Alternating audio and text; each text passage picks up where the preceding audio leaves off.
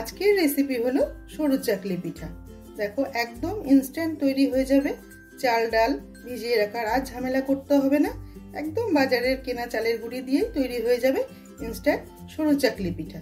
তো ইনস্ট্যান্ট সরু চাকলি পিঠা বানাবার জন্য কি কি লাগছে দেখে নাও। এখানে আমি 100 গ্রাম সুজি নিয়েছি, 100 গ্রাম চালের গুঁড়ি নিয়েছি, 30 থেকে 35 গ্রাম হবে যে ময়দা নিয়েছি আমি, আর এখানে 50 গ্রাম টক দই আছে। এই সবকটা উপকরণকে আমি গ্রাইন্ডারে দিয়ে একটা মিহি পেস্ট বানিয়ে নেব। সাথে তোমরা দুধ দিয়েও করে নিতে পারো বা অল্প করে জল দিয়েও তোমরা ব্যাটারটা গুলে নিতে পারো।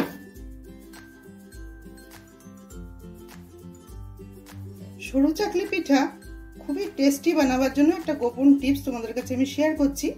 এখানে আমি 2 চামচ আমুল দুধ দিয়ে দেবো আর 2 চামচ দিয়ে দেবো নারকেল কোড়া। বন্ধুরা, হয়তো তোমরা সরু চাকলি পিঠা অনেকেই বানিয়ে খেয়েছো, তবে আমি যে পদ্ধতি তোমাদের দেখালাম সেই পদ্ধতিতে একবার বানিয়ে দেখো। একবার বানালে বারবার খেতে ইচ্ছে করবে। তো এবার অল্প করে জল দিয়ে আমি একটা মিহি পেস্ট বানিয়ে নেব। সুন্দর করে আমি বেটে নিলাম।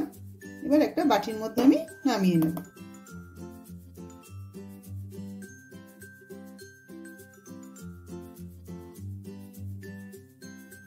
দেখো থিকনেসটা এরকম হবে, পাতলাও হবে না ঘনও হবে না, অনেকটা গোলা রুটির মতনই হবে। এবার ব্যাটারের মধ্যে অল্প করে নুন দিয়ে দেবো। নুন দিয়ে ব্যাটারটা আরো একবার ভালোভাবে নাড়িয়ে দেব। খুবই সহজে তৈরি হয়ে যায় বন্ধুরা, অবশ্যই বাড়িতে একবার ট্রাই করো। আর ভিডিওটা দেখতে যদি ভালো লাগে তোমাদের, অবশ্যই এটা লাইক করতে ভুলো না। একটা চাটু বসিয়ে দিলাম। অল্প করে সাদা তেল টিস্যুতে মাখিয়ে আমি ভালো করে মুছে নিলাম। একদমই তেল লাগে না বন্ধুরা এই পিঠাটা রান্না করতে। চাটুটা গরম হয়ে গেলে গ্যাসের ফ্লেমটাকে একদম মিডিয়াম করে দিতে হবে। লো টু মিডিয়াম রেখে তারপর ব্যাটারটা দিতে হবে।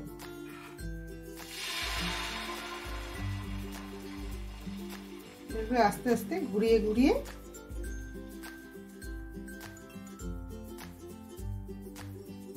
ব্যাটারটা দিয়ে দিতে হবে খুব সুন্দর করে।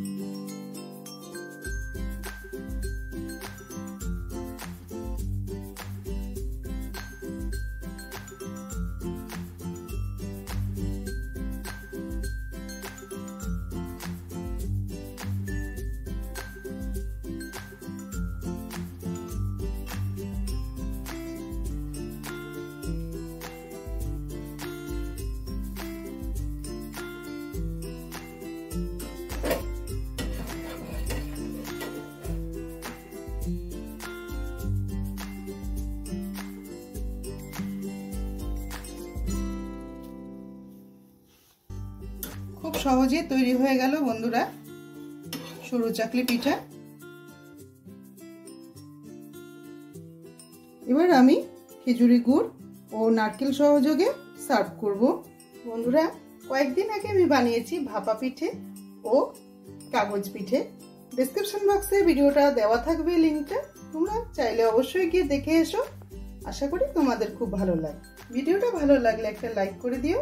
আর তুমি যদি আমার চ্যানেলে নতুন বন্ধু হয়ে থাকো তাহলে একটা সাবস্ক্রাইব করে আমার পাশে থেকো।